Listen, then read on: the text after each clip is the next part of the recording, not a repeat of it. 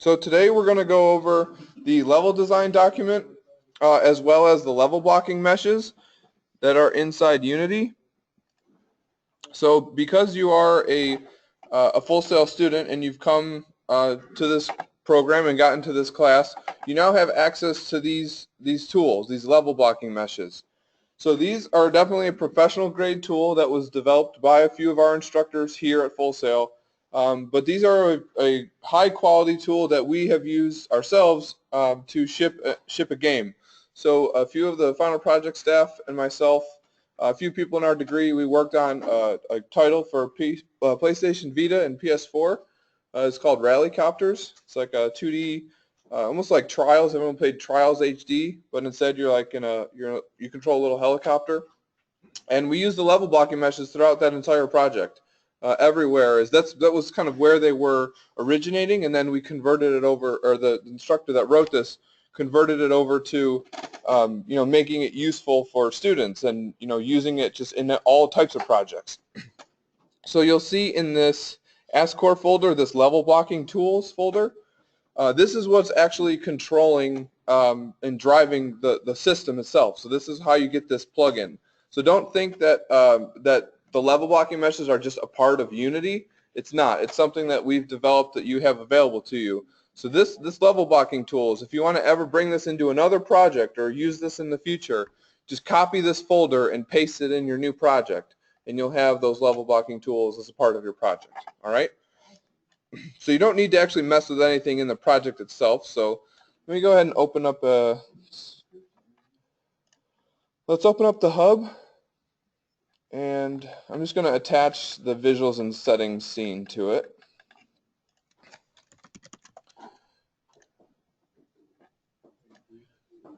And what I'm going to do too, just to get in the habit of it, is I'm just going to go ahead and check out my visuals and settings scene, because that's what I want to work on for a little while. I'm just going to go over to my scenes in Perforce. And I'm just going to right click on the hub, and I'm also going to get the meta file, because we always want to be checking out the meta file when we're working on any file. It doesn't matter what it is, just get in that habit. Check out the meta file with the Unity file itself, or with the script, with the asset you're working on, with the prefab. Now you'll see that I have my Unity scene and the meta file in my change list. It's ready to be edited. And that was the hub. Let me go ahead and also grab the visuals and settings.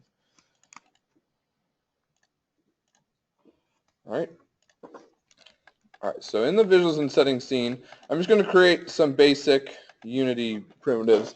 And I know my monitor isn't the greatest, so I try and get to a different layout so you guys have maximum real estate of the screen. There we go. A little odd, but all right.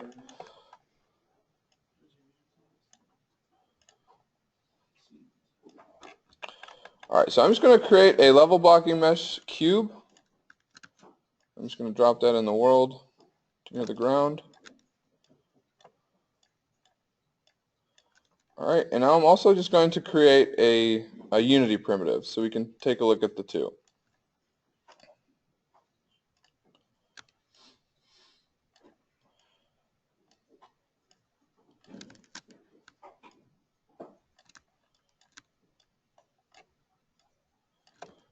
All right, so see the light. There we go. So pretty straightforward. They look basically identical, right? They don't look any different from each other. But when you select them, you'll notice that the level blocking mesh has this small little pink dot appearing on it, and this Unity primitive doesn't.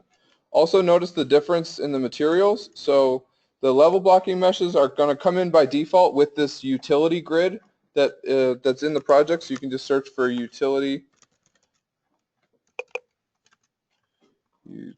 There it is. So utility grid, that's the material that's just on these objects by default.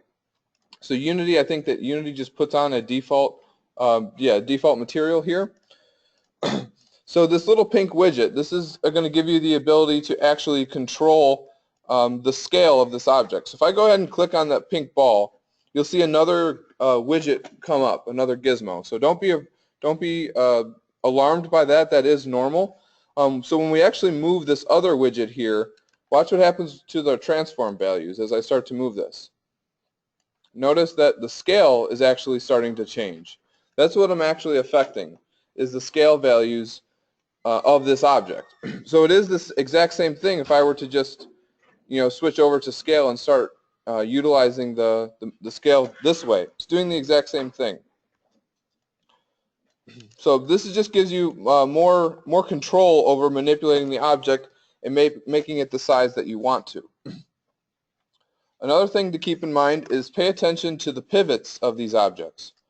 So with the level blocking meshes, you're going to notice that the pivot of the object is in the corner, or on the vertex in the very corner of the object, right? The Unity primitives, they just have their pivots in the center of the object. So when the object is created, the pivot is in the center spot. And you may already be familiar with these buttons up here in the editor. So pivot, and this will toggle between the pivot and the center of the object. So you'll notice as I click them over and over again, the Unity primitive, nothing's moving because the pivot is the center. So they're in the exact same location, right? The level blocking mesh, when I set it to center, it actually goes to the center of the object. And if I make it larger, it's going to move with it, right? Because it's staying in the center of that object. So I can keep it there and then start rotating just like you would with a Unity primitive. But if I go over to the pivot, the pivot is actually set to the corner of this object, so now I can rotate from that spot. So this makes it a lot easier when you start to actually build your levels to very quickly snap things together and duplicate things and rotate them around and very easily and quickly block out corners like that. Question? Other than control, how do you get the snap together work? Good question. So that is the shortcut. If you go to Edit Snap Settings, it's going to pull up this Snap Settings window. So I think Control is the only key to actually hold down. But say you're working with your object and you're moving it around and you realize, oh shoot, I forgot to use snap, and now you have all these real random values. You can go in there and type in the whole numbers that you want.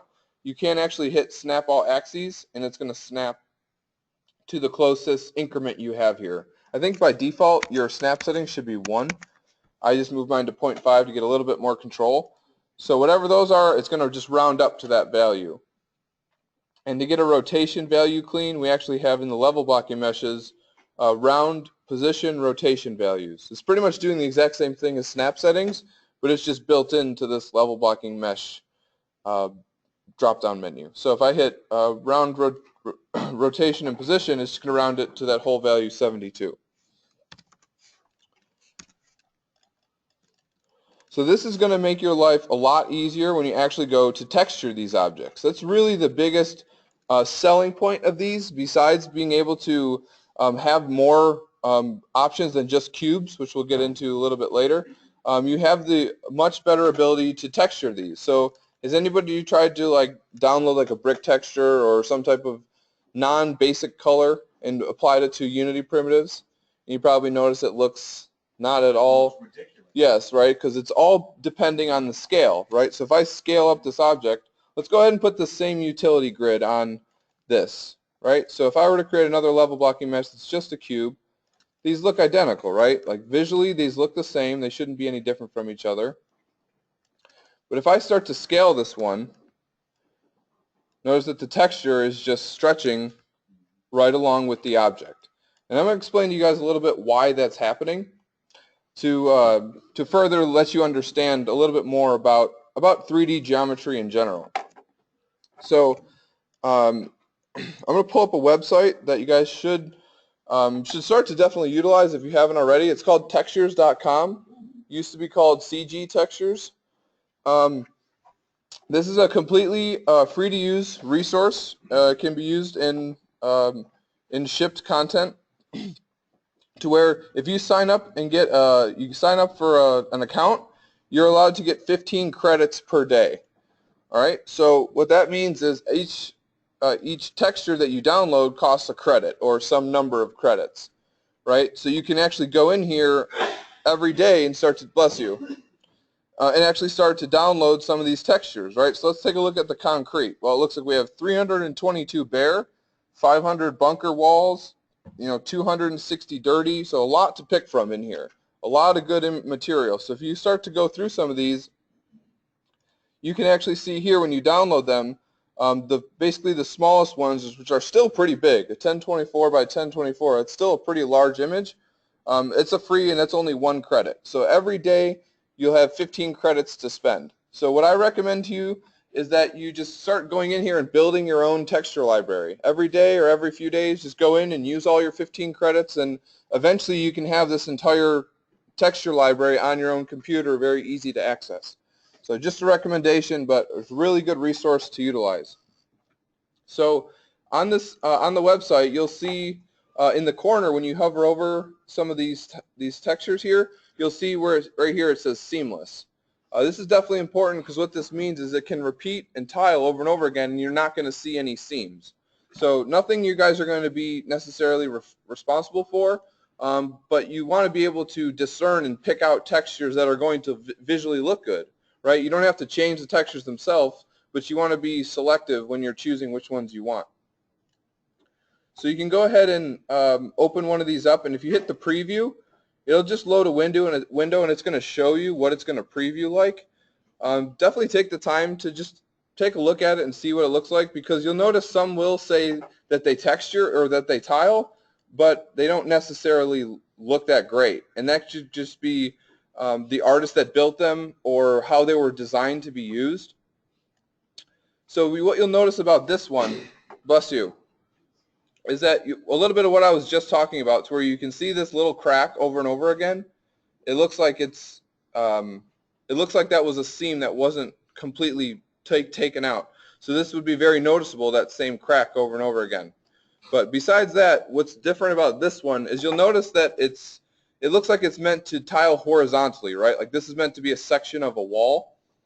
So when you see this on an image or see this on an actual piece of geometry, I refer to that as like candy caning or striping, because you start to see this stripe pattern over and over again because it's only meant to tile horizontally. So we'll take a look in Unity. I have a few textures on my machine already that I can show you the difference between the two in Unity.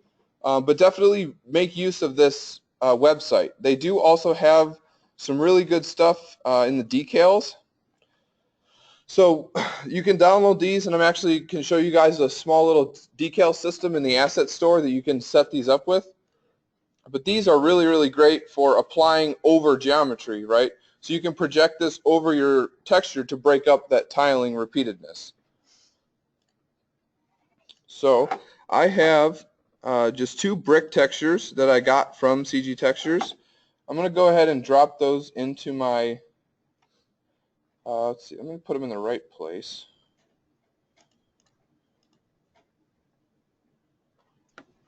So it's definitely important to stay very organized with all this. I'm going to stay out of the ASCOR folder. I'm just going to create a new folder. And really stay organized in whatever method works best for you guys. But really it's important because it's going to be vital to actually being successful with Perforce. If you have assets all over the place and you don't know what you're working on or what you're changing, when you go to actually submit your work to Perforce, it's going to take a lot of time and effort to analyze where things are, what was changed. So just keep in mind when you're adding things to the project or you're changing things, always make sure you understand where they are in this hierarchy over here.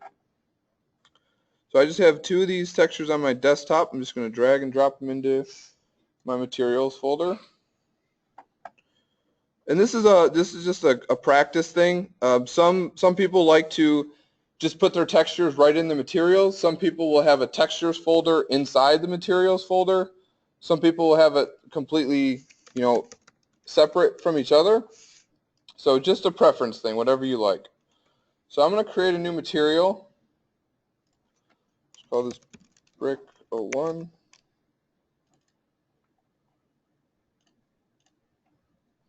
This makes it hard now. Alright, so in the albedo, I'm just going to plug in this brick texture. Oops.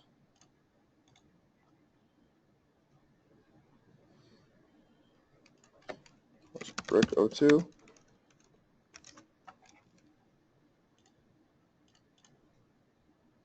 So I got my two brick textures. So I'm going to go ahead and drop, let's drop one on the,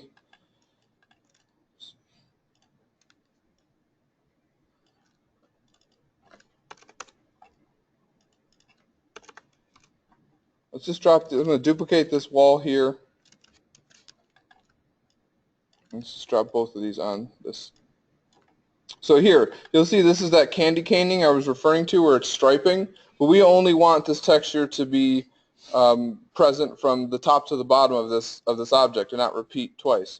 So how would we do this inside the level blocking mesh? So you'll notice on the object itself that you create, you're going to see the level blocking mesh script that comes in attached to it as a component. And here you're going to see the texture position and texture tiling.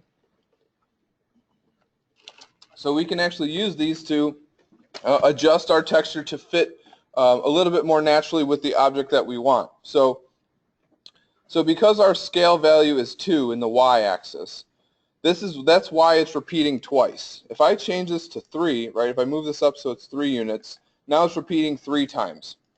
So what we want to do is adjust our texture tiling to be the inverse value of that. Right, so if this is 2, a value of 2, we want our tiling to be a value of 0.5. All right, so now that texture is going to fit nicely. Oops, fit nicely in that space of that piece of geometry. So I'm just going to duplicate it to where, say we want a wall that's three times as large, or 3 units high. We would change this to 0.333. So it's not going to, like, the resolution is, yes, going to be different from each other, but you can tell that it's the piece of geometry is covering that texture from 0 to 1 in full. So let me just take that exact same brick material and put that on now that's on my Unity primitive, right? So there's no way for me to actually adjust how this is looking unless we actually go into the material itself, which you don't want to be doing. So really you want to be staying away from the Unity primitives as much as possible for blocking out your level and using objects that you can quickly put materials on that are going to look of good quality. So when you're doing your visuals and setting assignment, definitely utilize the level blocking meshes as a start, because if you end up needing to texture those instead of replacing them with actual assets, it's going to make it a lot harder. So make sure you take the time to use the level blocking meshes instead of the Unity primitives. I know some people are like, well, I know how to use the Unity primitives, so I'm going to stick with those. And you can see how this becomes an issue when you pretty much, there's a sweet spot where this is the perfect size and that's it. But with the level blocking meshes, you have a lot more control of that. All right, so with the texture positioning, this is pretty straightforward. It's just going to move the texture side to side. So if I do it in the X value, and I'm doing this if you hover over the X and Y value itself, and this goes for anything in the inspector itself. You see you get those 2 little arrows. Everyone see that? So when I click and hold and I drag left and right, it can actually adjust those values. So all that positioning doing is just moving that texture slightly left and right. Right, or it's moving it in the X value. If I wanted to adjust it in the Y, just do the same thing. That's going to move it, vertically. How long did it take to make this script to do all Quite a while. Yeah, Quite a while. He's a very, very talented guy, the guy that wrote this too. All right, so I'm just going to duplicate this one a few times, and there's really no easy way to tell you the correct values for your tiling. So I can't just say all brick is 1 and all cement is 0.5. There's really no correct number. The best way is just to duplicate a few and just start to adjust these. So let's start with these. Would be 2. This one would be 0.25, or like I said, 0.5. So let's just go and run around with the character and see what looks and feels correct. Right, so that's what it's all about, and that's what a lot of the visual stuff in games is just how does it feel to the player. So you may have a correct value, but find one that looks correct for what you're looking for. So 0.5 is pretty close, and 1, those are both pretty acceptable, maybe something in between there. But this is the best way to to see how your level is progressing and how your area is progressing. Use the character as a device, as a tool for reference to scale. Like if I look, there's these ones. It's like, all right, the brick is almost the size or larger than the player's head. Maybe it needs to be a little bit smaller. So definitely use the character to your advantage.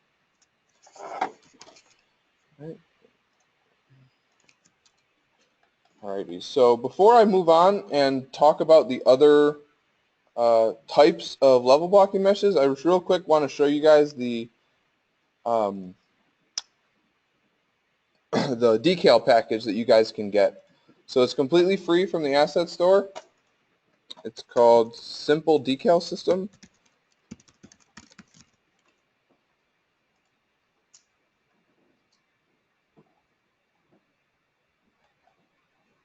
There it is, Simple Decal System. Just go ahead and import this.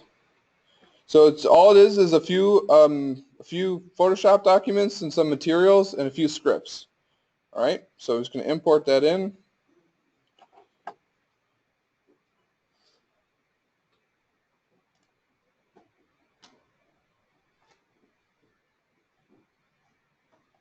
Alrighty, so there's the decal system. So in my scene, I can go ahead and make sure I have this. Everything looks like everything I was doing was in my hub, which not a big deal, but I want it to be in my visuals and settings. I'm just going to drag all these objects and drop them in visuals and setting. All right, so to use this actual decal system, because you see these are the materials here, what you want to actually do is just create an empty game object. So I'm going to select the object I want here, and I'm going to create an empty. So by selecting the object I want, all that does is I know where that game object is going to be spawned, or where is it going to be created, because it was created in the same location as the object I was selected. So I use that as a little shortcut. So now on this game object, we're just going to add the decal script. So add the component that was a part of the package I just imported. So that was just an empty game object, and then you input the decal script on the object itself. And now you'll see this little projector volume show up. So if you scroll down to the decal script here, this is where you can actually assign the material. So with the script, the package comes with these two default materials. So you can just go ahead and drag and drop these in here. All right, and then if you select these different, select the different little sprites in here, you can actually choose the different decals right here, and you'll see that they're being projected onto the geometry. And if I rotate, it can actually be projected onto multiple surfaces at once. There we go. So you'll see that you can have different different parts of the object actually be projected in different ways. So if you want to actually bring in your own, so I remember I mentioned from here you can actually download some of your own decals and bring them in. To do that, all you do is create a new material. So let's take a look at these materials, right? So here's one of the materials that was brought in. You just create a new material and set it to the same shader type. So legacy shaders, transparent, and then diffuse. So you set that to the exact same thing, and you can use any of your own custom decals with this same system. All right, so this is a really good way to, with some of the grunge and some of the dirt and graffiti and things, it's a really good way to break up a tiling texture for a small cost to the system, right? Because the decals are a little bit to process, but it's much better than actually having unique textures all over the place. So definitely use that. Just wanted to show you guys that it can help out with your visuals and setting assignment, as well as some of your level design and Des 3 stuff coming up in the future. So besides cubes, which are the most simplest and basic shape, that we build with the level blocking meshes. We also have these wedges, and these are usually the ones that you guys or students are super excited to see, because these offer a lot of built-in functionality that Unity really doesn't offer you in any other way. So a wedge is basically just like a ramp. So you can use these for like things like stairs. You could just like turn off the mesh renderer. Excuse me. Now you have a ramp for stairs. So if anyone's ever played any game where you walk upstairs, more often than not, in most games, you're not actually colliding with the stairs. You're walking on a ramp, and the stairs are just a visual thing there. So definitely a really good, useful tool, or a useful little piece of geometry. Again, each piece of the level blocking meshes all have this little pink dot, so you can, adjust and slide this, make this as, as sharp or as steep or as flat as needed. And again, same thing to where you have access to the texture tiling and the positioning, so you can adjust the texture as best you can. All right. So in the wedges also you have like the wedge in and wedge out.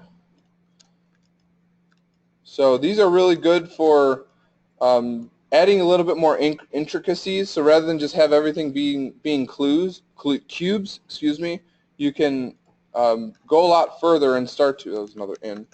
You can start to add a lot more detail with just these small little cuts and things like that, and using these slopes rather than have everything be cube world, like almost like Minecraft. Wedge out. There we go. So here's a wedge out. It's like a small little triangle. So these are good to have like on the sides of ramps if you want to have any type of ramp. So you can really start to play around with these and get some interesting shapes and do a lot with just small little cutouts and small things like that. And then the other one I wanted to show you guys is the arch. So this one's pretty cool, to where you have a lot more options over here in this script. So you have the option for it to be squared. So if you want it to be like a rounded doorway, but then this fits within some walls, you'd want to use something like that. Also, you can change it to be rounded. So the squared goes from round to squared. The sections is basically the number of sections inside of your arch here. So let's increase the radius. So that's going to increase the radius of the archway. The width is the actual thickness of the archway itself. So if we do 0.1, it would be a little bit thinner. So a good rule of thumb too, and this goes for just building anything for games at all, is the larger the archway, or the larger the curved surface, the more pieces of geometry you'd want to add in there. So if I duplicate this and I have something just as similar over here, but maybe this one's a bit smaller, so let me go back and change the radius to like 0.5 or 0.25. So maybe this is, I don't know, some type of pipe or something in my level, so you can actually change the start angle and bend angle. If I make this completely 360 degrees, it's going to be a pipe all the way around, right? So, here, I have a good way to explain this. So maybe this is something we want the player to walk through, right? So let me just duplicate this guy and change the width to, let's make it like 3. No. The radius, make this 3. 2.5. And now I'll make the width a little bit bigger.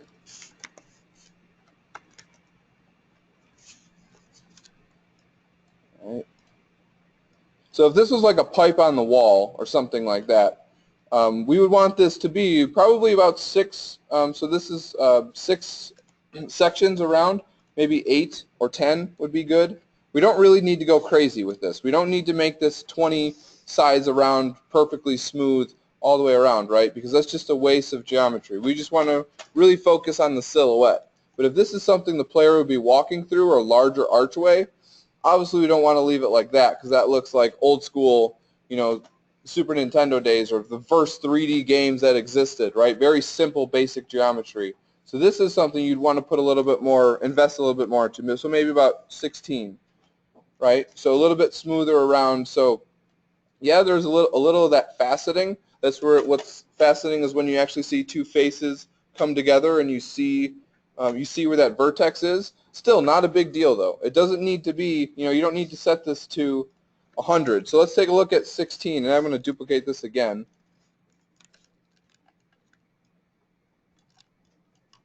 So I'm going to duplicate this again. Now let's just crank this one up to like 100 to really see the difference between the two. Right? So from back here, not that huge of a difference. Yes, you can see it when you stare at it, but most players aren't going to pay attention to things like that. And this is extremely intense for the system to render because there's so many faces like that. So if you put these all throughout your level, it's going to extremely slow down the system. So don't go crazy with those settings like that. Most of the times, cylinders in games are between 16 to 20 sections. You really don't see things much larger than that because even there, 20 to 100, not much of a change, right? So use things like that sparingly, and it'll definitely help with performance in your level. So everything else is pretty straightforward. Slope is just like a wedge, but it doesn't have like a base. So this could be used for other types of scenarios. Just feel free to play around with these. They're a lot like Legos, especially when you're using control. So everybody get in the habit of using control when you're moving your objects around.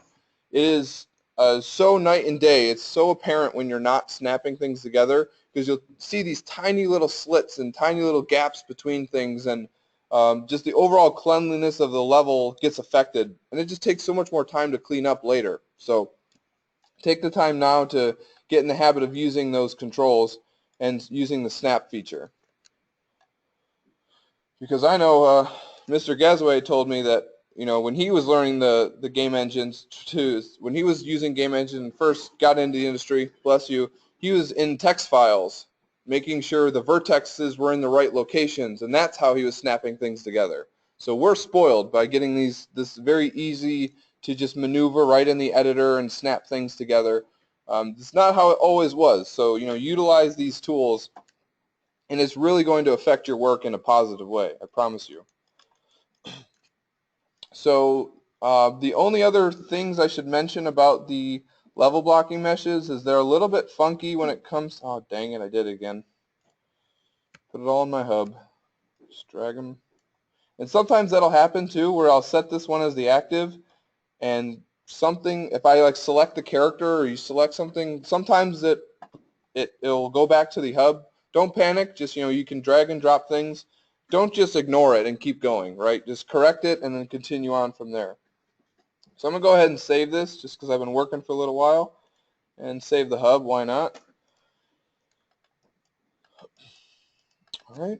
So yeah, the only other thing I wanted to mention about the level blocking meshes is making prefabs is a little bit different, to where when you drag and drop them into your projects, let me go ahead and see, I'm going to put in my students folder now. I'm just going to create a folder called prefabs.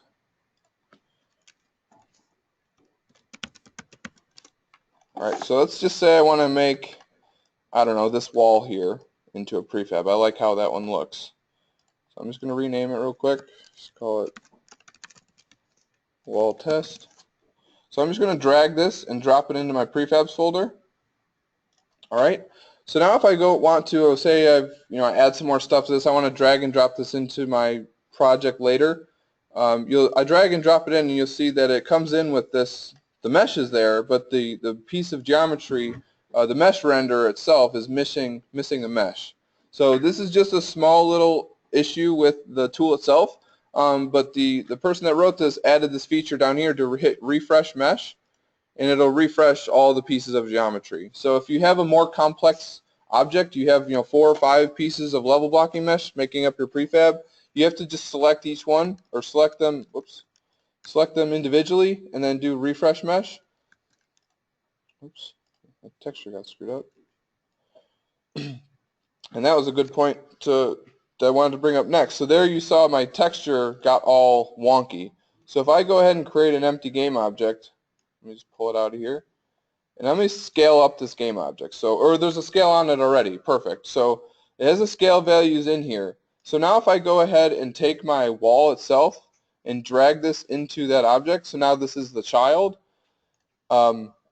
it's actually affecting the object itself because this is inheriting the scale values of the game object.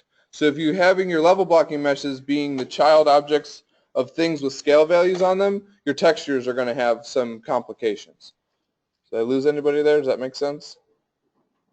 Because what's happening is it's scaling up the texture again. So it's doing it once in the object itself, right? It's doing it. Well, it's not doing it all in the object itself, and then when it's being applied to the game object, it's scaling everything up. So what you want to do is just always make sure these are clean. If this is all set to a value of 1, and I drag my wall into this game object, you'll notice nothing changed, right? It's very clean. So we're going to get more into, in week 2, we're going to talk more about complex game objects and, parent-child relationships.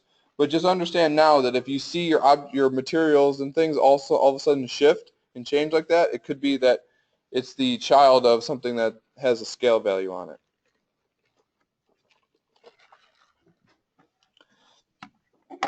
All right, any questions at all so far? Question? The lecture is being recorded, right? Yeah. Alrighty, so I made some changes to my project here, right? So I'm just going to go ahead and I'm going to save my scene. I'm going to go back to Perforce and just submit my changes. So get in the habit of doing this too, especially when you're working on your visuals and setting assignment. Don't just work on it all weekend long or over the break and then just decide, all right, I'm going to submit my work to Perforce now, because if something goes wrong, that's a week's worth of work that was gone. And I'm not trying to scare anybody, but this month we had 2 or 3 students going from level design into Des 3, and they decided to not check in their project all month long in level design. They get into Des 3 and now they have no level to start with. So, we can only tell you guys to encourage you to do this so much. And this is on you to be able to submit your work and understand the importance of this. So just pretending like I worked on my visuals and setting.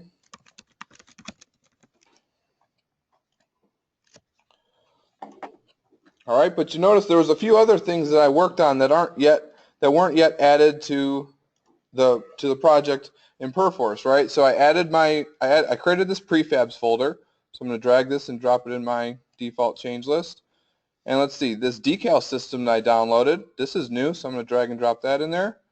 I can tell by some of these symbols right here that the decal system and prefabs meta file, these are also new, right, because those are the meta files for my folders. I'm going to drag those in there. And then what else did I create? I created some materials. So here's my textures that I made, or the textures I downloaded, as well as the materials. And notice every single thing has a meta file associated with it.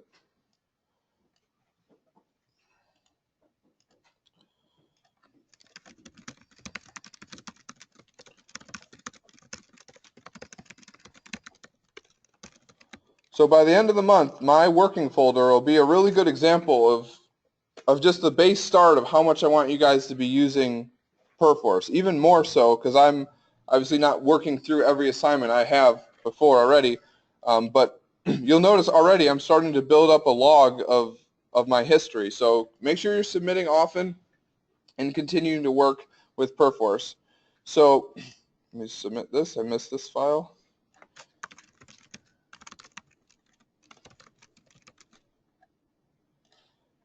So does everybody feel like they have a good grasp of checking out files, working on them, and submitting them to Perforce? Yeah? I heard a lot of groans. Okay. What? Okay. So one thing I want to go over is definitely a little bit more of an advanced process, and I'm showing you guys this because it's a part of the test. But to be completely honest with everyone, this is something that we're probably not going to be teaching for much longer because it ends up being just an easy button, and people aren't yet they're not really grasping Perforce and just version control. So if you wanted to go to use like Git or Bitbucket, you get hired for a company that's using SourceTree. You may not, if you use this workflow before you understand the concepts, it may be hard to translate a lot of this to other pieces of version control software. So still use the checkout system that we're talking about. What I want to go over is just a way to have a more efficient workflow in Unity, but you have to understand the basics before you do this because it can be destructive at some points. So one thing I'm going to show you is if I'm inside of Unity and I want to do a bunch of stuff. So right now, nothing is in my change list, right? So everything on my computer right now is read-only, so which means Unity probably doesn't want me to be changing anything. But let's say I want to go into my visuals and settings scene, and I want to let's start working on stuff. So I'm going to duplicate this wall. Say I want to go into my materials, and I'm going to add a new material.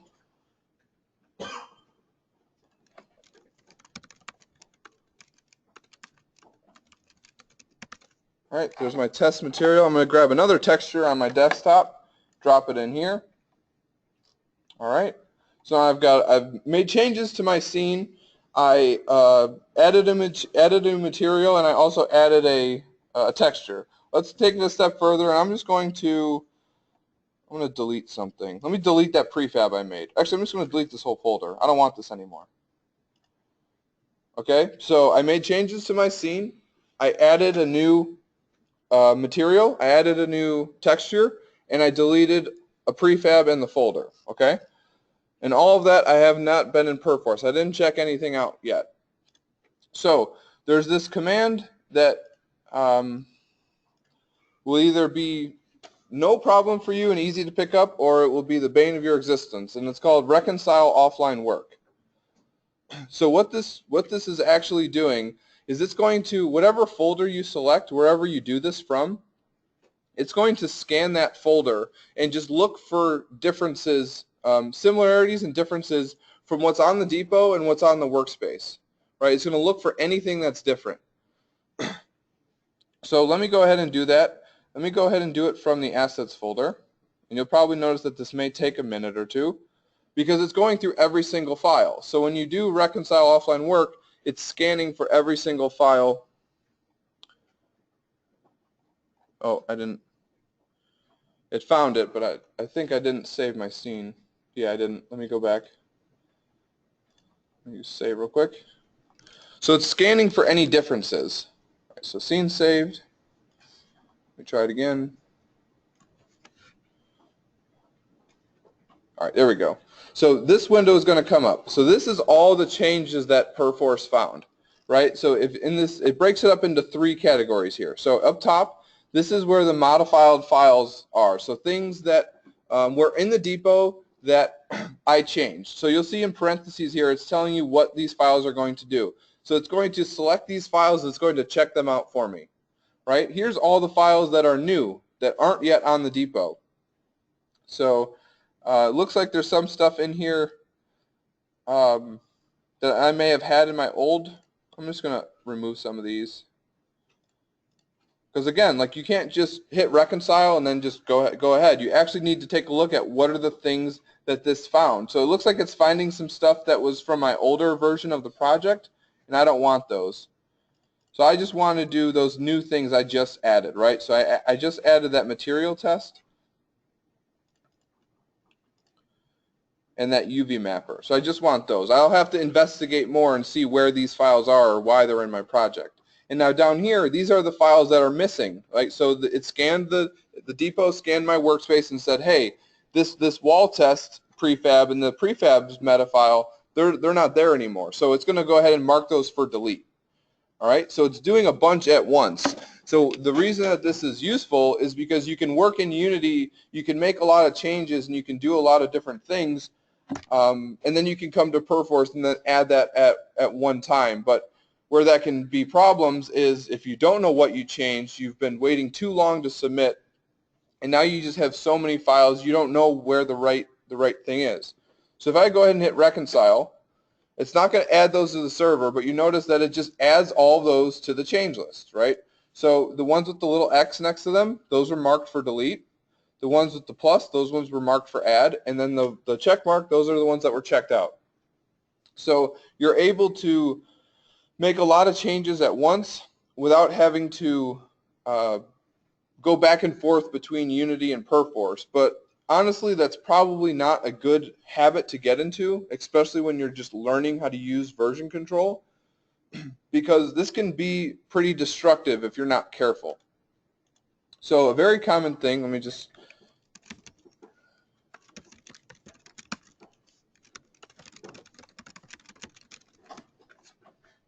So this can be pretty destructive if you're not careful, because what can happen, and what most commonly happens, is when you get to the team portion of this project, you'll be working on your team, you'll be working on your stuff, and say you follow this workflow where you're choosing that you want to reconcile offline work instead of checking out files. All right, so you're working on your stuff, and then your teammate comes to you and says, hey, I just submitted all my work to Perforce. Everyone go ahead and get latest. And you're like, okay, that sounds good. So you go over to Perforce before you actually reconcile offline work, and you do a get latest revision.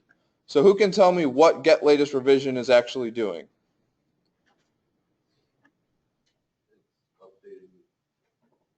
So it's replacing everything you just did with whatever the latest version is. Exactly. So you're on the right, Grant, you're on the right path. It's updating what's on your computer, what's on the depot. So it's saying, all right, whatever's on the depot, copy you over and put you on the workspace, or put you on the workspace. So your changes are not yet on there. So all your changes you did are now wiped out and removed. Does everyone understand how that could happen?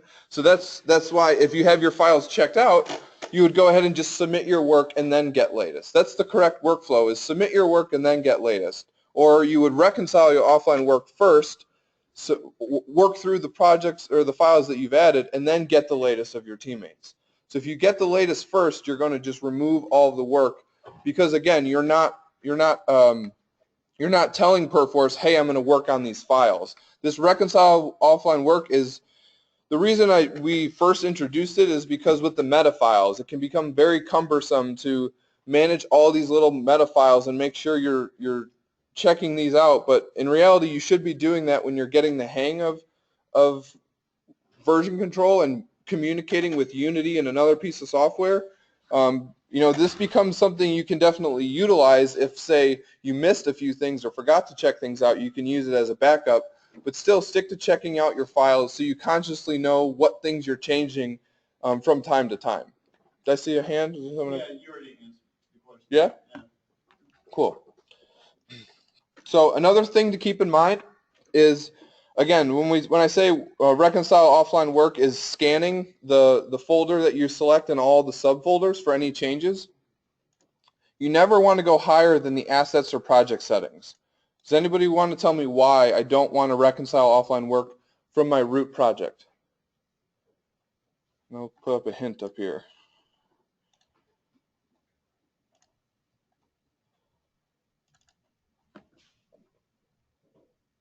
It may have other projects in it.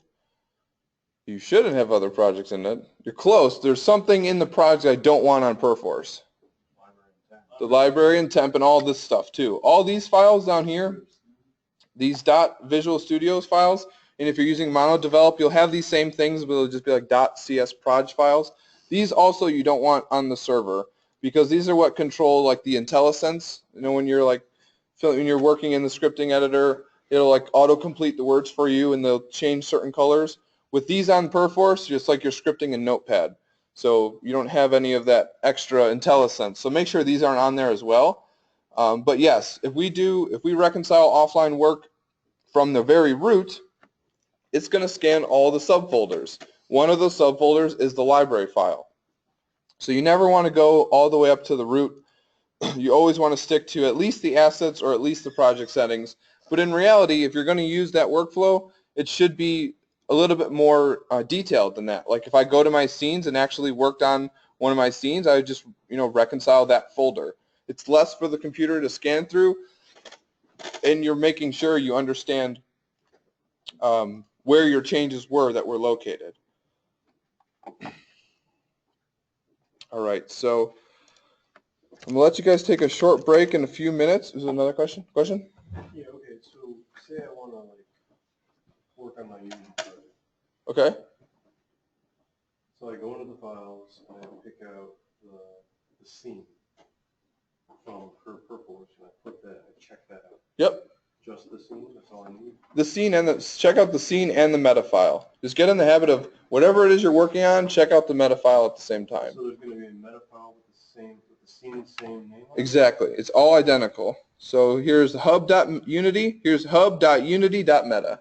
Okay. So what the meta files are holding are all the dependencies and all the things that are connected to that. So the best example I can give is a prefab, right? A prefab probably has a mesh, some scripts, a box collider, multiple components. Maybe you have an audio source and it's referring to a clip in your project. That meta file tells you all those things and where they're located at. So if that's not on Perforce or if that's not getting updated as you're making changes, the prefab will break and those dependencies won't be connected. So it's just a good habit to get into to always check those out while you're working on the file. All right, once I check them out, let's say they're checked out, how do I like open them up? Do I just like go to Unity then and open up the project through Unity? Yeah. So all you're doing when you're checking them out is pretty much changing the file's properties from read-only to not read-only, so to make it editable. Okay. So yeah, and the best way, if I haven't showed this already, let me close Unity. The best way that I like to open up my projects is right from Perforce. So I can actually just double click on a scene file and it'll open up Unity. And that's a really good way to make sure you're working in the correct project. Because if you had copied over the project template or have other projects from previous classes, you want to make sure you're in the correct project because again, the location matters, the file location matters for it to be on your computer. You want to be in the correct spot and you want to be working on the correct project that's in Perforce. Question, Elijah, and then Mark? Also, like a good rule of thumb too, even though like Perforce is like super efficient, to also like kind of save it in the Unity file itself. That way, you know, worst case scenario, if Perforce crashes, you still have it in that Unity package. Well, yeah, you can export it as a Unity package. You could save your project and make a copy to your desktop. You could throw it up on Google Drive. You could put it on the flash drive. All that is definitely good. But if it's up on Perforce, even if things are deleted, we can get it back. But that's always a good habit to get into, especially if you're like not sure, like, oh man, I don't want to lose a bunch of work. Make a backup of it somewhere. Have that in store in case something goes wrong when you're trying to submit. So real quick in Maya, I just wanted to explain a little bit about UVs. You guys ever heard that term before? Yeah, 1, 2. So I think in design tools you get a little bit of exposure to it, not too much of it. But the reason I want to show it to you is because it's why the level blocking tools are so awesome is because of what it's doing with the UVs. So I just created a simple cube in here. So I'm just going to assign a new material, assign a Lambert, and I have a texture on my computer, and it's just a UV, it's called a UV mapper. So if you look up UV mapper in Google, you'll find all kinds of these. So these are what artists use to put on to objects before they actually put on a texture. So what this does is make sure that your model has good resolution to it, right? So they'd lay out the UVs like this, and they'd put this mapper on it here to make sure that everything is even or as even as possible and things aren't stretched or skewed. Because if it's stretched with this texture on it, it's definitely going to be stretched with the finalized texture on it. So these are very commonly used just to set up your UVs. So I have one on my desktop. I'm just going to assign that.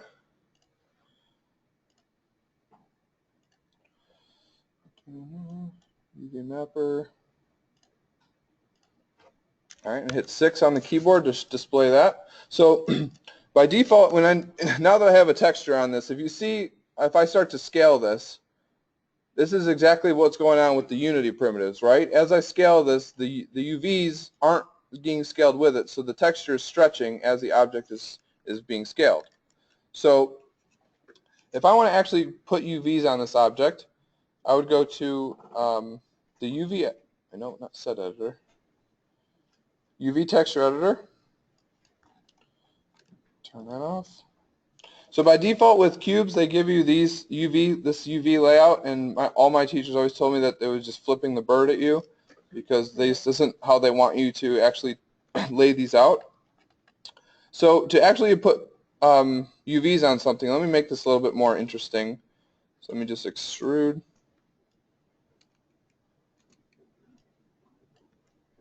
Oh, I have it on anyways, oops.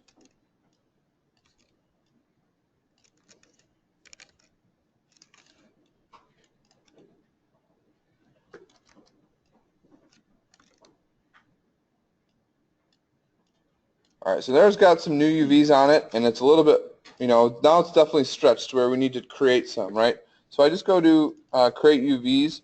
There's a lot of different ways to generate them and get them started. So, a planar map, you can basically project from a plane. And then really it's about, if your object is a little bit spherical or cylindrical, like maybe you're making a pipe, start with a cylindrical map because it wraps around the object. So I'm going to start with an automatic map. This is usually just a safe place to start, just to see what Maya generates for you. And there we go. So it's going to create each shell for me, or each piece, and lay them out in my UV space, right? So here you can see the object is pretty good UVs, but sometimes there's little seams. So I'm not going to go into a lot of detail with this, but if this is some of the stuff where you have some models and you actually want to put some UVs on it or put a custom texture, I could definitely go over this a lot more detail in lab if people are interested, but I'm not going to spend a whole hour on stuff like this. But really, it's you can select edges and faces in here just like you would in this other editor, and then if you hold Shift and right-click, there's brings up a few other tools, and Move and Sew is the one that's really useful and good to know, because all it does is going to move them and connect them to each other, right? So that eliminates those seams. So then it's just about moving and sewing them into place and getting them how you want, right? And then what you would do, or what artists would do to create models, is you get them into the space here, and you take what's called a UV snapshot down here. So this will save an image that you can then bring into, well, I think I have a test one here.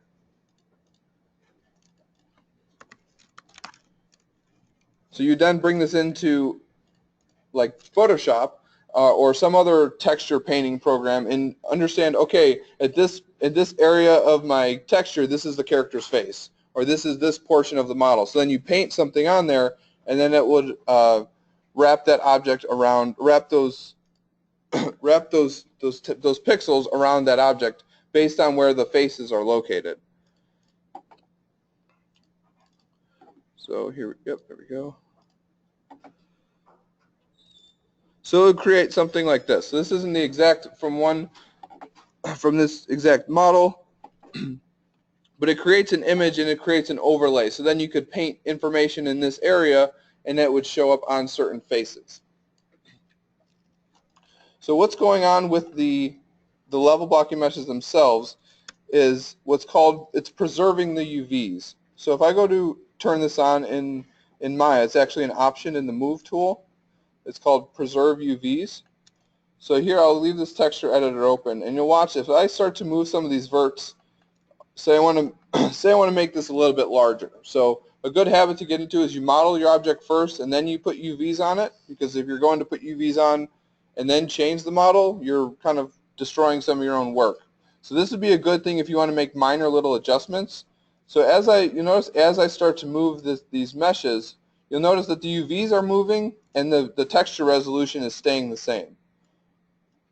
So that's what's actually going on with the Unity primitives, or the level blocking meshes, is that they're actually the UVs are being manipulated when the geometry is moving at the same time, all inside of Unity. So it's a pretty complex system, but that's why the textures stay the way they are.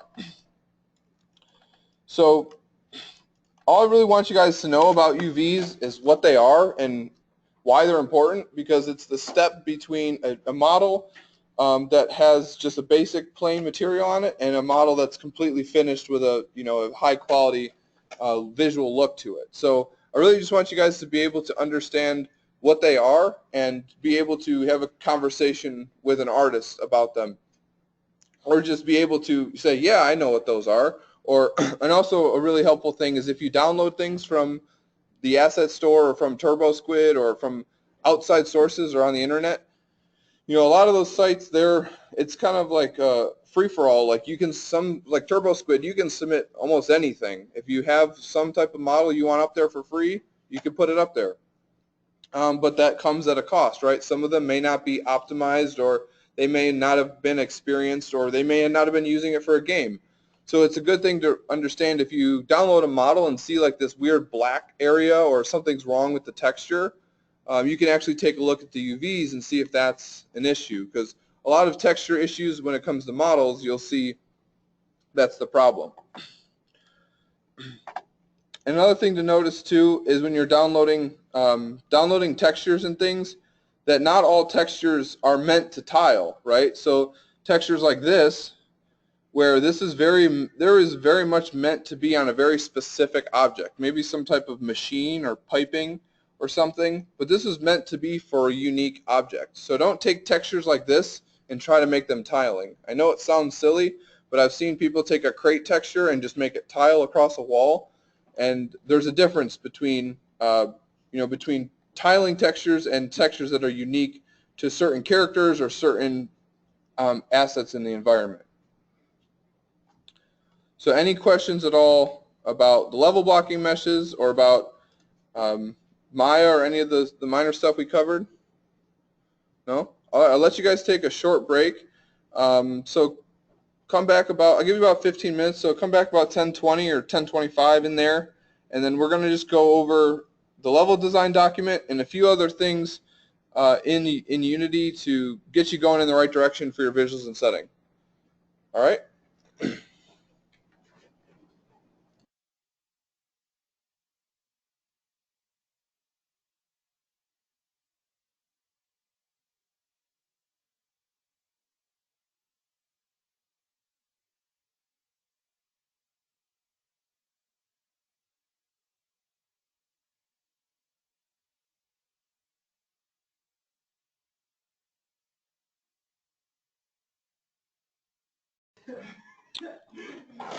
Alrighty, so before we shift gears and do talk about the LDD and more of the creative stuff, the one thing I just wanted to point out to everybody about the visuals and setting scene that's different than the others is you'll see this camera in here. So you don't have to use this. This is really your own choosing if you want to. And I think if you go, I think my layout's all weird, but usually when you select oh, it's off, that's why.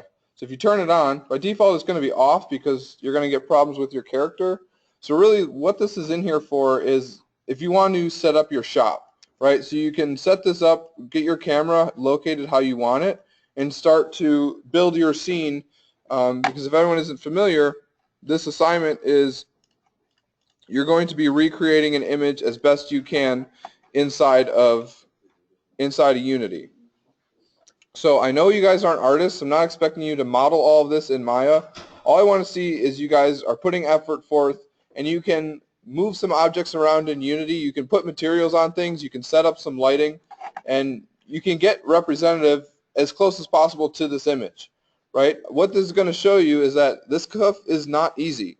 It may look like, oh, it's just a bunch of cubes, and I duplicate them and rotate them and put them in place and call it a day. It takes a lot of time and effort to get this looking nice and getting that feel. So really this is just about analyzing reference images. So what you can do with this camera is just set it up in the shot and how you want it. So that way when you go to take your screenshot, you're not like rotating your inspector or rotating your scene view just perfectly and getting it like, okay, that's perfect. Now take a screenshot. If you have your camera set up, it's going to be that way for you every time. So when you're ready to go, you can turn on your camera and then you go to the character. So the first thing you want to do is turn off the character, so the S-Core character container. So now when we hit play, it's going to play from our camera. It's just going to be a still shot, right? So then you can take your screenshot from here and then make your presentation. So yes, you can turn off all of the inventory stuff or all of the HUD stuff. So basically anything that says S-Core in front of it, you just want to turn that off as well. And again, this is just a temporary thing so we can get the zone message. Oh, the inventory. Yes, pretty much everything named as score. We just want to temporarily disable. So when we hit play, it's just a clean screen. Okay?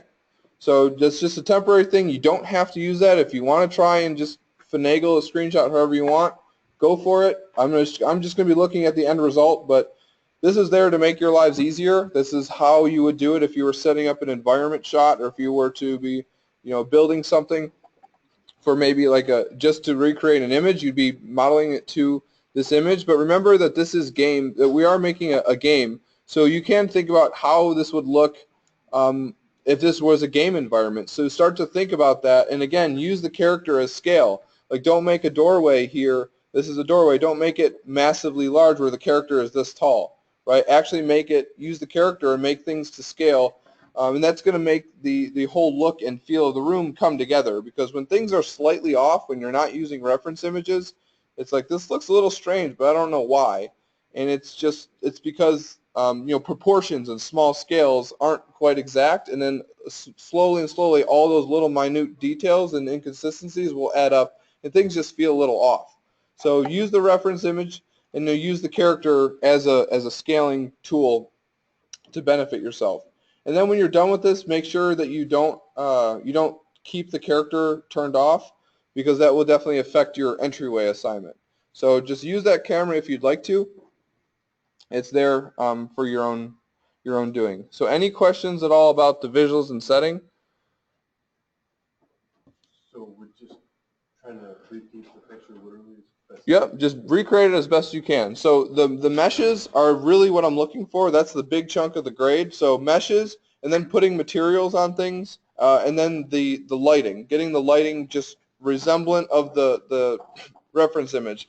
And really, I just want to see, using this to gauge and see where everybody's at with their Unity skills, as well as their visual skills, and be able to dissect this reference image and then recreate it. Because a lot of this is what you'll be doing, moving forward, is, analyzing some reference and building it as best you can. So definitely take a look at just the big shapes, the key shapes that are in the image itself, rather than focusing on the small details. Like, don't worry about this little, like the dust and like the little pieces of debris first.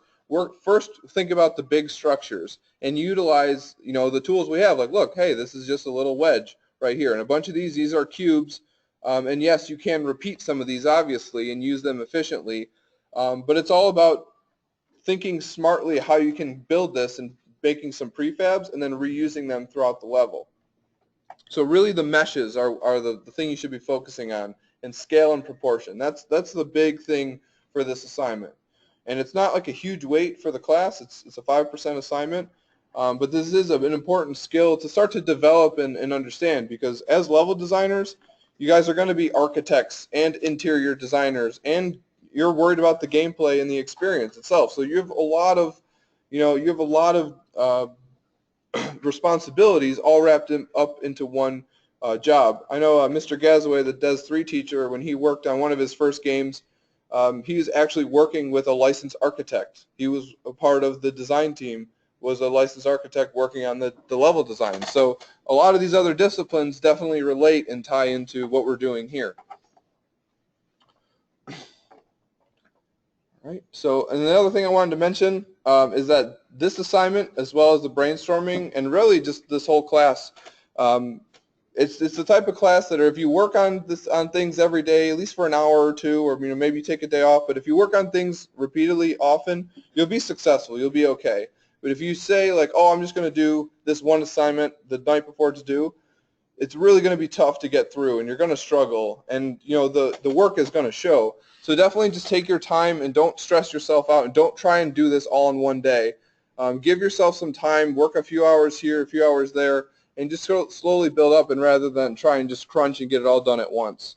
And that just is a good rule of thumb for the rest of this class, and honestly the rest of the degree. All right, so I'm just going to go over the level design document for the remainder of the class. Let me just pull up that.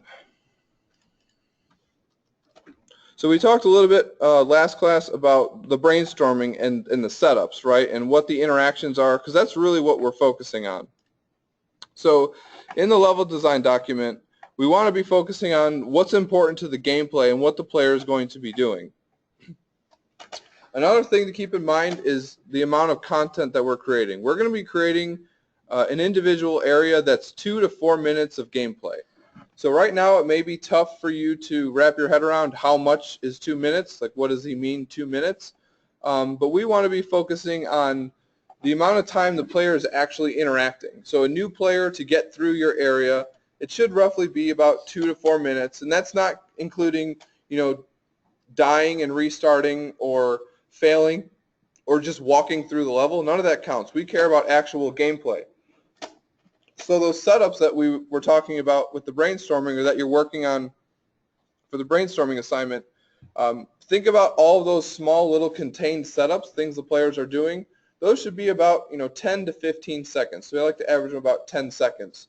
So you'll see in the brainstorming that you have to come up with 15 of them, right? So that is close to 3 minutes. That's 150 seconds right there. So things like the player finds a saw blade and uses it to knock over a tree and cross a gap, right? That's about 15 seconds, maybe a little bit longer.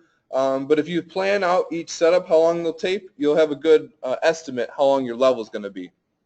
So we really want to be focusing on that. So you're not designing something that's 20 minutes or a half an hour to get through. No, that's way too much for what we're trying to accomplish. Your level as a whole, as a unit, will probably be about 15 to 20 minutes. So we want each student to be about in the 3 to 4 minute range. If it's better to be closer to this side, just because when you get to level design or you move forward, it's much easier to start removing things. If you're starting to realize, okay, I've got way too much here, I got to cut stuff, it's much easier to remove things than it would be to say, I don't have enough here, I need to come up with something. And now you're just scrambling to come up with a design. So shoot more towards the 3 to 4 minute mark, and then if anything ever happens, you have a little bit of wiggle room and things to remove.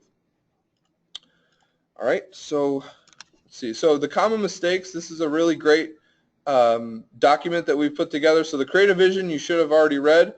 This link here has really good principles about just level design. So good stuff to read through there. And the common mistakes, this is a little bit more unique to scraps and things we've seen. So definitely take a look at some of these and stay away from a lot of this. So I'll cover more of this in detail. But a lot of them you can very easily look at and read and just understand, okay, big empty areas. He doesn't want us making Skyrim. I understand, walking through halls and opening doors, that is not a fun mechanic. So a lot of these are pretty self-explanatory, but you can click on any one of these and get a bit more of a description of why, why we can't do this or why this is a poor decision to make. So here's an example of literal key and lock setups, right? So they've been done over and over again. Yes, video games still use them today. I was playing Sunset Overdrive last month, and one of the setups or one of the missions was you had to go find a key. And I'm like, oh boy, here we go. What I tell my students not to do all the time. And they goes and gets this key, and it's this huge, like literally the wingspan of the character, this large golden house key.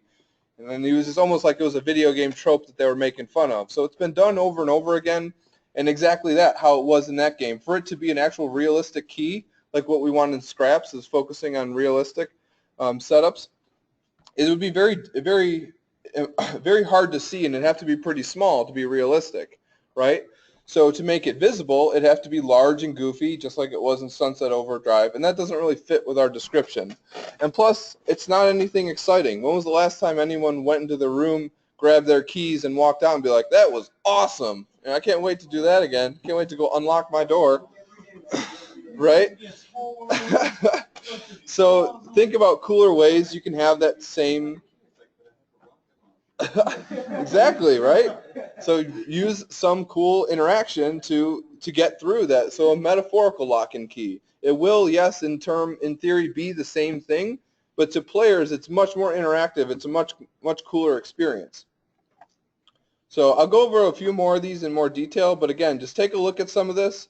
And if you start to think about this earlier on, it's going to help with your planning of your level a lot better if you start to understand some of the things to stay away from, and common mistakes that we see from students, but also some projects, some AAA titles or some games you see out on Steam or on iOS or on mobile devices. They have a lot of these same problems, like not guiding the player, having the player just guess randomly. So this is definitely things. It's not just students, but it's just common mistakes that we see all over the place. All right, so let me just cover. I'll jump into the template a little bit, and then I'm going to get into the IPM chart. All right, so here is the template. So just like the brainstorming, you guys are just going to copy this and edit it. So you just go to File, make a copy, and just rename it to yours. So last name, first name, LDD. So I get all the time people saying, you gave me this template, but I can't edit it. I'm like, yeah, because then everyone will be editing the same template. So just make a copy of it, and that's the same for any of the other documents in the class. And then here you'll see anything that's in the brackets, you can just delete it and replace with your own information. So all this stuff, important to the level, definitely gets a setting and a theme for what you're envisioning, but not the meat and potatoes. What's the really important stuff is the rest of the document. So starting with the player goal and featured asset. So with the player goal, give the player right here a single, specific, and compelling goal for your area. Make it interesting and memorable, just like I had said about going to get your keys. Make it something that's you can't do in everyday life, something that's entertaining, as well as think about it in ways of you could call your buddy and tell them, hey, I just did this awesome thing in the game. Oh yeah, what was it? I made it to the end. Oh, okay. So give the player something compelling to do right from the beginning. What is the player trying to accomplish? So making it to the end, finding some specific collectible, getting through the maze. Those are all things that are just very generic and broad. So tell us specifically, not just me, but other designers and people you'll be working with. Tell us exactly what it is the player is going to be doing, how they do it, and why it's an enticing thing to do. Question? Yeah, this is all like in reference to the creative vision. Yes, right? all reference So to scraps. Yeah, okay. Yeah. So give them something interesting and creative to do. Like, I don't want to give anyone a specific example because I see that example everywhere. But does anybody have like an idea of something that they think is acceptable or it would be a cool player goal that they want to share or get any feedback on? Not that I'd want to share. No? Okay. Collect the V8 engine. Collect. Okay, but that's a good start, and that's something I see where I feel like it's moving in the right direction, but why would I collect the V8 engine and how would I do it? It's like, I guess like the whole thing is like you're sent out to get stuff for the people. Well, like say this dude living in the tower is like, he loves old cars, but he doesn't have an engine. So he's sending you out to find one. And be just like, you have to like scour the whole level to find it. Okay. While navigating over obstacles and stuff like that. Yeah, so all that you just said right there, I'd love to see that small little paragraph right here. So if you just wrote 3 words, or 5 words, find the V8 engine, I'd be like, okay, I could tell that he's thinking about something, but I want more information. But what you just described about why you're doing it, what you'd have to do to actually overcome your obstacles and how the player is accomplishing it, that's the type of stuff I want to see in the player goal. It's a really good example there. So the featured asset. This isn't going to be just a static thing in the world. Like, you don't want to just be like, I'm going to have a statue or a big billboard or something that's just static in the world. The 3 things that we want it to be important, 3 things important for the featured asset is we want it to be interactive, so giving the player some type of experience. We want it to be interesting and memorable to players, so they, again, can be like, oh, I just played through this level and, this thing happened, and it's, something that's they want to tell other people about, that they get excited about. And also tied to player progression is also one thing that we definitely strongly recommend. So something that the player needs to overcome or needs to utilize in order to move forward through the level.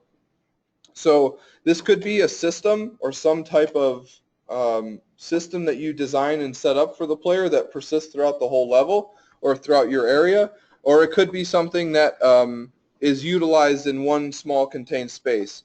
So let me just go to the scraps common mistakes, and here we have section unworthy featured asset.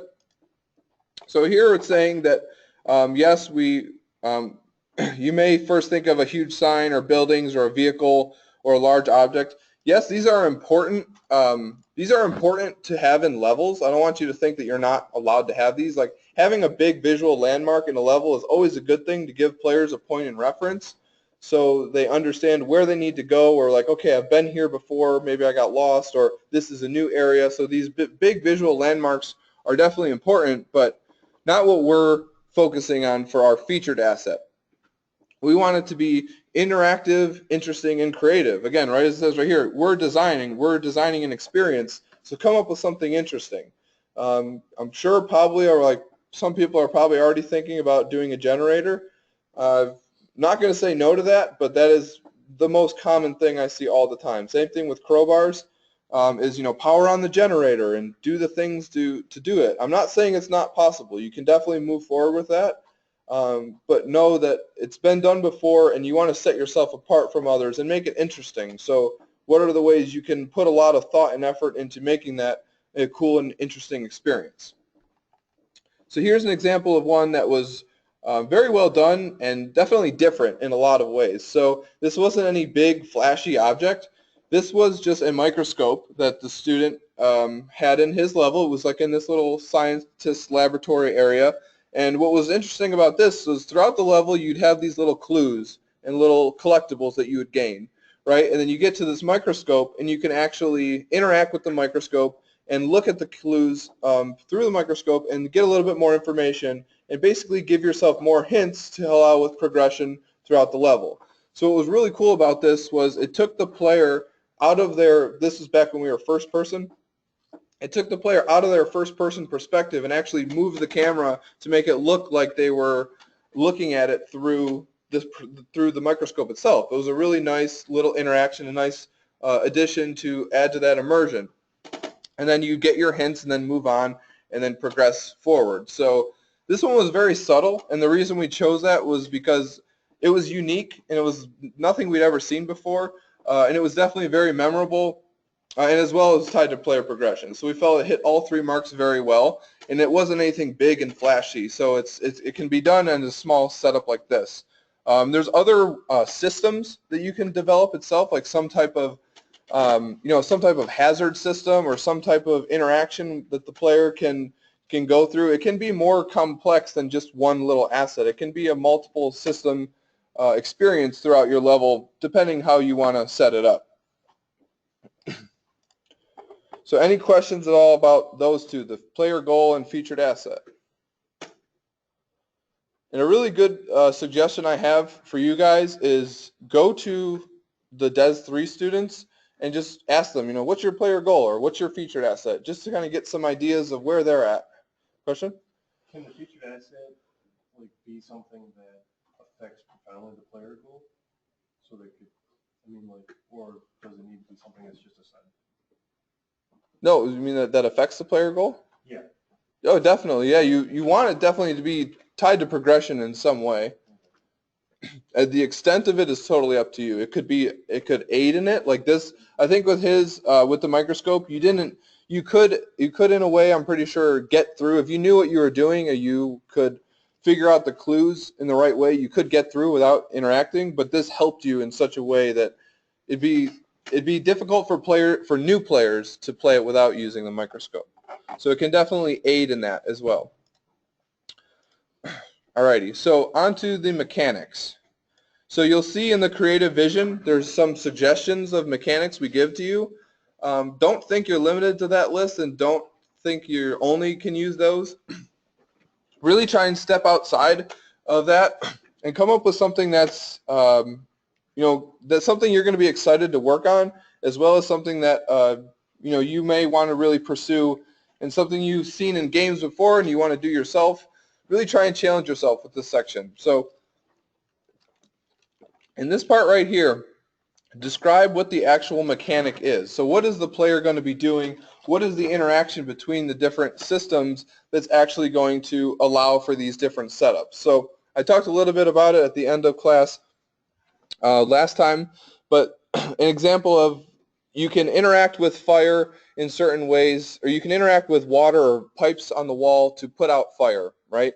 So a sprinkler system that the player puts out fire. So that's my mechanic. That's what I want to have in my level. So then it's about, okay, showing the player how to use that and using it in different ways, right? So that's the mechanic, is the fire can be interacted with water, right? Or the player can interact with valves to put out fire. So IPM, I talked a little bit about this as well. So this stands for Introduce, Practice, and Master. And here's an example of an IPM chart. This was from one of our final project teams a few years ago, or a year or two ago. That very, very well done game. It was a 2D platformer, side-scroller game that you could make clones of yourself, right? So they had the derp clone, the boom clone, and the poof clone, and they all behaved in different ways. So what this chart shows you is where the player is being introduced to certain mechanics, where they're practicing others, and then where they're mastering those same mechanics, right? So if you're going to read this for each mechanic itself, you'd be reading it horizontally, right? So in level 1, I'm introduced to moving. In level 3, I'm practicing moving, and then in level 5, I'm mastering it, right? And it goes all the way down. So what ends up happening is you see that this curve is formed. So constantly through the game, I'm constantly learning new mechanics, learning new things, while I'm also practicing the things I've previously learned, and then also mastering the things I've previously learned. So this is really what keeps players engaged and keeps them constantly learning new things and compelled to keep playing the game. And I've noticed this more and more as I've played through certain games, especially like the arcade titles or the side-scroller games or platformers. And one of my favorites is Guacamelee. If anyone played that on the, I think it was 360, yeah, one hand, two hands. So definitely a few more. So they had a really cool, a lot of different ways of traversal, and they basically will bring you to points in the game where you interact and learn this new mechanic, and then very shortly after, you cannot move forward until you double jump or until you triple jump, right? Until you do that certain mechanic you just learned, you will not move forward. That's checking that practice level to where, okay, we know the player knows how to do this because they shouldn't have gotten across that. They didn't get across the gap until they learned this mechanic.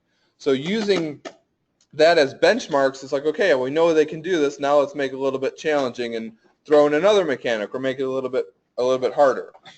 So it's really important to understand why this is important, because if you just drop your player in and expect them to just understand it and figure it out, they're never going to be able to grasp the basics. So going back to my example of the interacting with fire, so maybe as soon as the player walks into a building or gets to a certain point in the level, they just see a pipe on the wall with a little piece of fire on both sides of them, right? So they can't do anything except walking up and interact with this thing.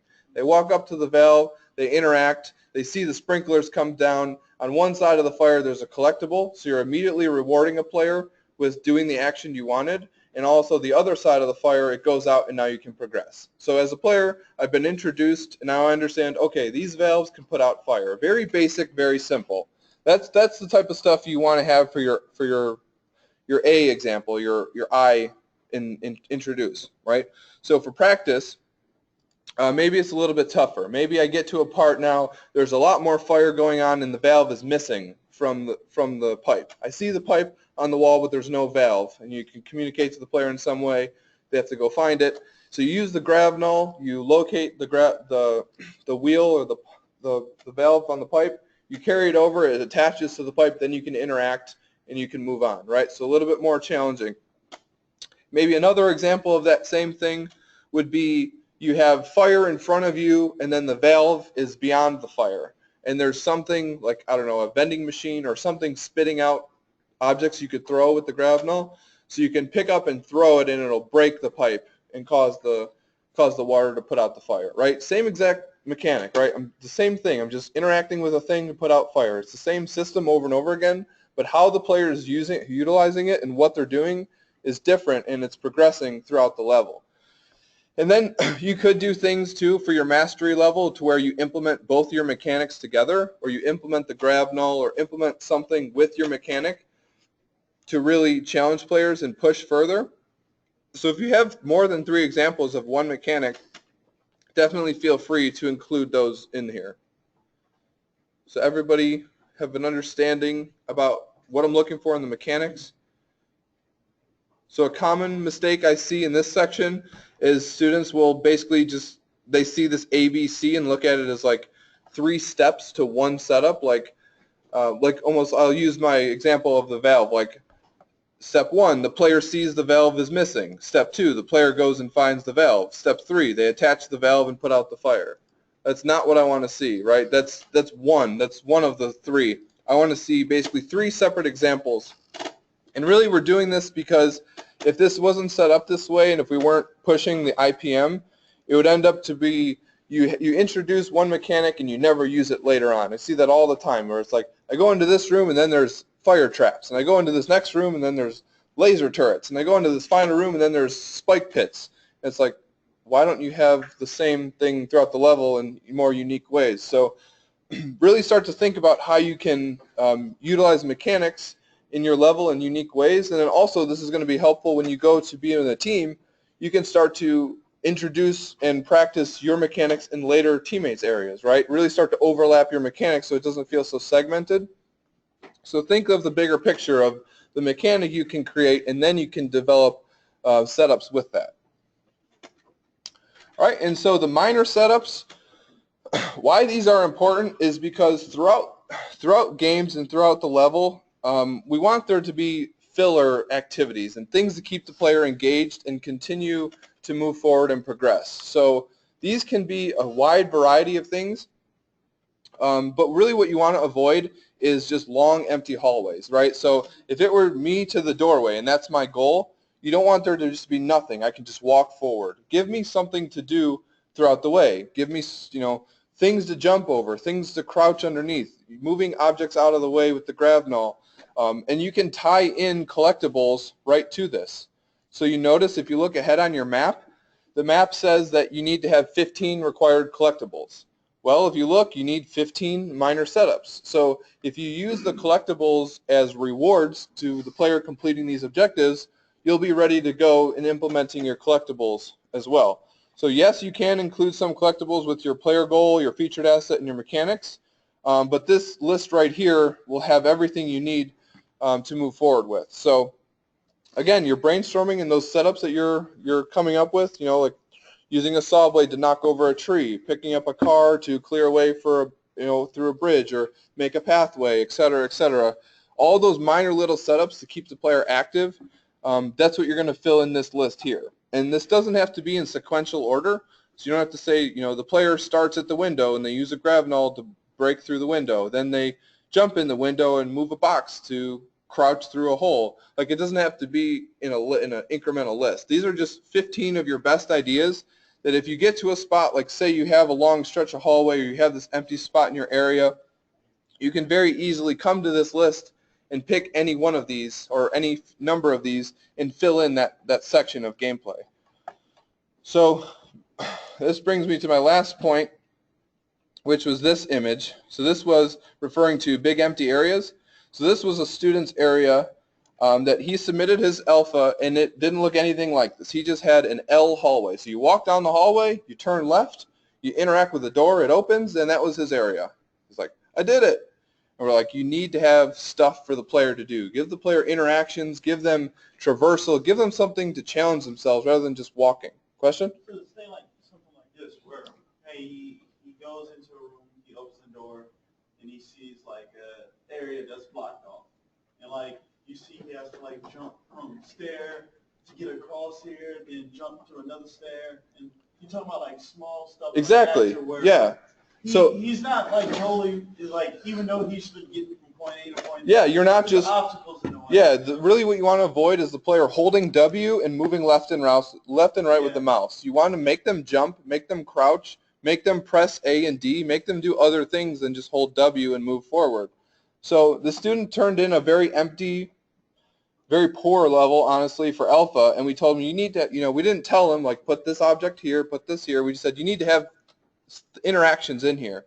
So he came back the next week, very next week for beta with this, and we were like, yes, exactly, right? So just in this image alone, you can see there's a few setups going on, right? So the player comes up to this, and there's a barricade in your way, so you can't move forward. Right here was like a little crate that the player could move and jump up to this little catwalk.